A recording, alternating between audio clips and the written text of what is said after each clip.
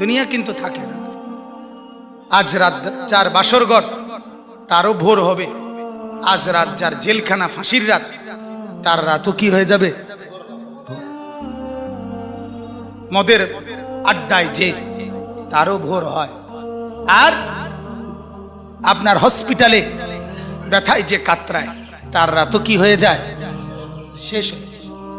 দুনিয়া থাকে না, দুনিয়া ধোকা। দুনিয়া কি বলেন না?